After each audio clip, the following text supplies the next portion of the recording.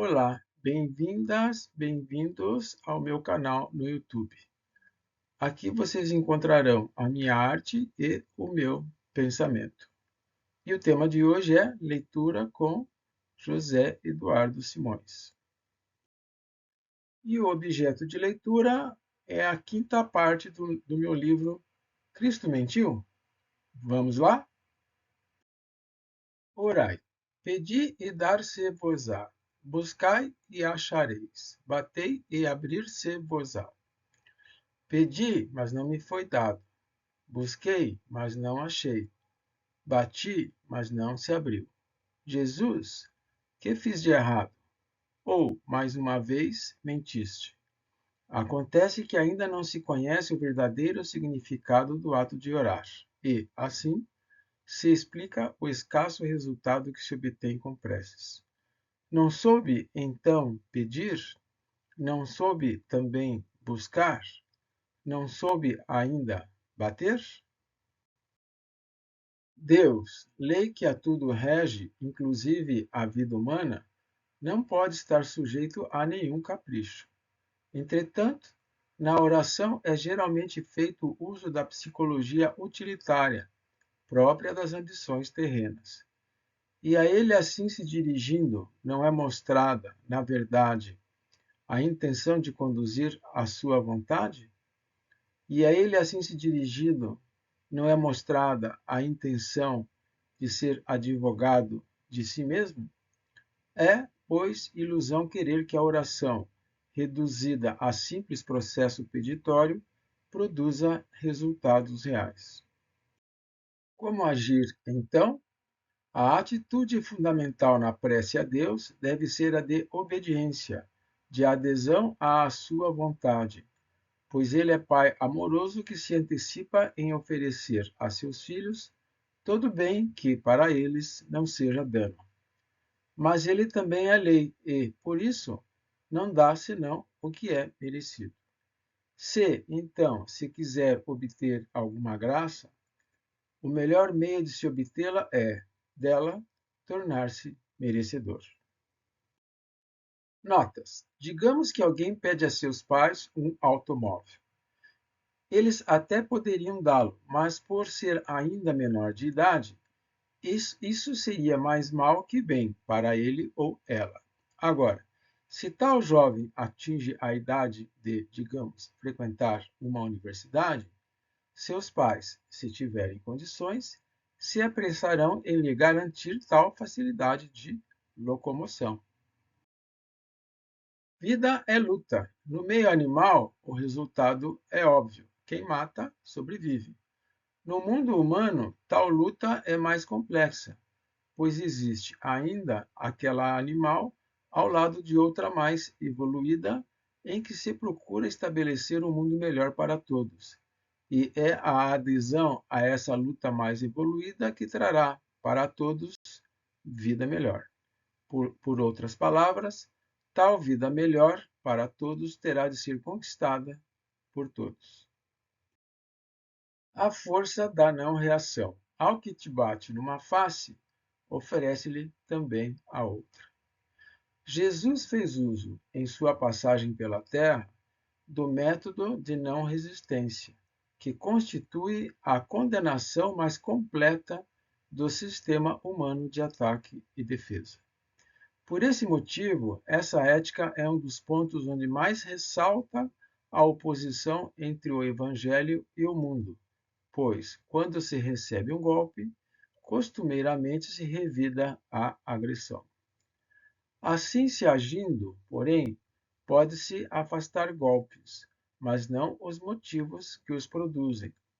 Assim se agindo, porém, pode-se destruir adversários, mas não as causas que os geram. E se o objetivo é eliminar o conflito definitivamente, então é lógico e sábio o método do Evangelho, que não estimula a se lutar contra a causa próxima e aparente, que é o desafeto, mas, convidando a oferecer-lhe a outra face, permite ser saldada alguma dívida para com a lei de Deus. Sim, pois tal lei afirma não ser possível alguém sofrer ataques se não tiver, com os próprios erros, deixado a porta aberta para isso. Não é o que também acontece com organismos enfraquecidos e que, por isso, permitem a invasão de micróbios? Eis, então, em que se traduz a força da não-reação. Depois de ter sido tudo pago, tornar-se credor perante a lei de Deus. Nota: lei para o balde é ordem. Desordem é fraqueza que torna qualquer organismo vulnerável a ataques. Se eu roubo o relógio de ouro de alguém, ao usá-lo, torno-me também alvo da cobiça de outros. Se eu for roubado e, com isso, aprender a lição, não estarei mais vulnerável a esse tipo de corretivo da lei de ordem, da lei de Deus. O poder da fé. Tudo é possível ao que crê. O pesquisador Michael Talbot, em seu livro O Universo Holográfico, relata o caso excepcional de cura do Sr. Vittorio Micheli, e do qual aqui segue resumo. Em 1962, Vittorio foi admitido no Hospital Militar de Verona, Itália, com um enorme tumor cancerígeno em seu quadril. Nada pôde ser feito, porém, e, nos 10 meses seguintes, a sua situação deteriorou consideravelmente. Num ato já desesperado, foi a Lourdes, França, banhar-se numa fonte conhecida por proporcionar curas ditas milagrosas. Cerca de um mês depois, porque insistia em dizer que sentia-se melhor, médicos aceitaram radiografá-lo novamente. Para a surpresa e incredulidade geral, foi constatado que o tumor estava menor. Daí em diante, o seu quadril começou a se regenerar e, nos anos seguintes, se reconstruiu completamente. Como pôde? Unidade, esta a resposta. Espírito e matéria são dois polos de um mesmo ser, dois aspectos do dualismo universal que, por se completarem, formam unidade. Não é assim no universo inteiro? Não tem tudo que existe seu inverso, sem o qual é incompleto? E é esta fundamental unidade dos polos espírito-matéria que permite existir medicina psicossomática e a capacidade de o espírito curar o corpo com o qual está unido. Quem observa, então, o caso Michele somente pelo lado físico, ignorando o espiritual, vê apenas metade do fenômeno com ele ocorrido. E quando se pensa nesse milagre, resta senão admirar quão poderoso foi esse seu ato de fé, capaz de dominar toda a matéria do seu corpo. Nota: espírito aqui é compreendido como impulso criativo. É ele, pois, a partir do nada da ciência, que cria e mantém qualquer forma. Se ele se enfraquece, a forma sente tal enfraquecimento como doença qualquer. No caso, câncer. Michele, porém, encorajado por sua crença, fortaleceu o seu espírito, o processo criativo, organizador do seu corpo que, por fim, o curou. A falta de crença na capacidade curativa dos nossos corpos é, então, um dos grandes males da nossa cultura materialista. A hora da ética cristã. Bem-aventurados os mansos, porque herdarão a terra. É fundamental o entendimento do significado da ética cristã, pois, segundo Jesus, representa a conduta que permitirá se herdar a terra.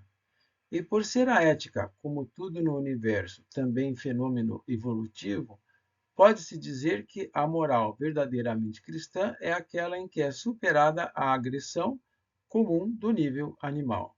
E tal comportamento cristão já não é mais simples utopia, pois a humanidade atual se encontra em fase de transição evolutiva que vai de um plano biológico para outro. Eis a razão pela qual chegou a hora da ética cristã, porque deixa seus limites religiosos e se torna lei biológica de novo nível evolutivo, que a humanidade está por atingir. E, ao se distanciar do seu comportamento animalesco, a humanidade também se afasta das suas consequentes dores. Bem-aventurados, então, os mansos, porque realmente herdarão nova terra. Nota: nossa suposta civilização é violenta porque o ser humano ainda é violento. Quando cansada da destruição causada por seu comportamento desastroso, a humanidade renovada entenderá e colherá os benefícios de se viver em paz na Terra. Bem, pessoal, é isso por hoje. Obrigado pela companhia. Espero que tenham gostado e espero revê-los em próxima oportunidade. Fiquem bem. Um grande beijo.